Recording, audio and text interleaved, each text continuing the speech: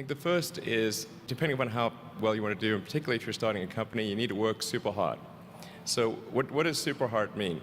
Well, when my brother and I were starting our first company, instead of getting an apartment, we just rented a small office and we slept on the couch. And we showered at the YMCA, and we had just one computer. So the website was up during the day, and I was coding at night. 7 days a week, all the time.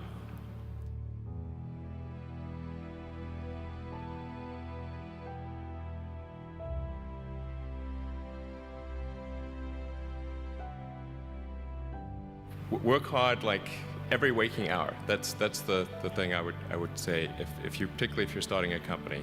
And I mean, if you do simple math, say like, okay, if somebody else is working 50 hours and you're working 100, you'll get twice as much done in the course of a year as the other company.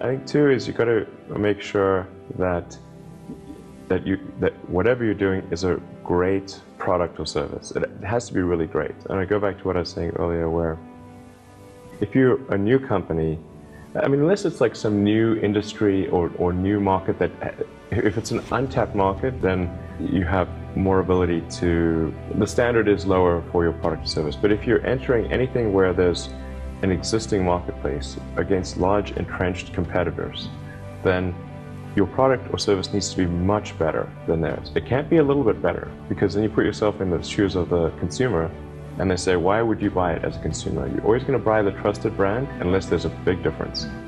So a lot of times entrepreneur will come up with something which is only slightly better. And it can't just be slightly better. It's got to be a lot better.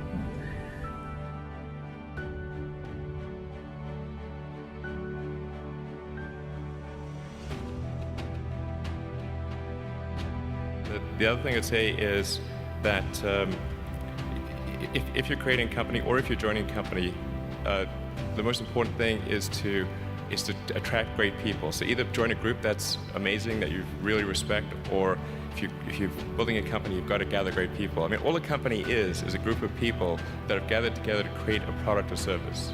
And so depending upon how talented and hardworking that group is, and the degree to which they're focused cohesively in a good direction, that will determine the success of the company.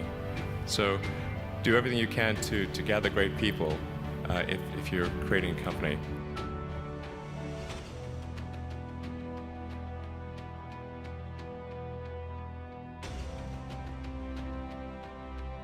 Then I'd say focus on signal over noise. A lot of companies get confused. They spend money on things that don't actually make the product better. So, for example, at Tesla, we've never spent any money on advertising. We put all of the money into R&D and manufacturing and design to try to make the car as good as possible.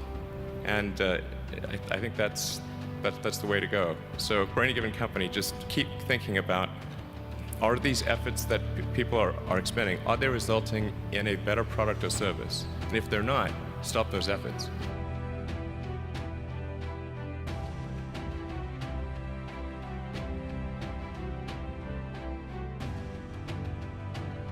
And then I think the final thing I would encourage you to do is, now is the time to take risk. You don't have, you don't have kids, but as you get older, your obligations increase. And once you have a family, you start taking risk not just for yourself, but for your family as well. It gets much harder to do things that might not work out. So now is the time to do that, before you have those obligations. So I would encourage you to take risks now. Do something bold. You won't regret it.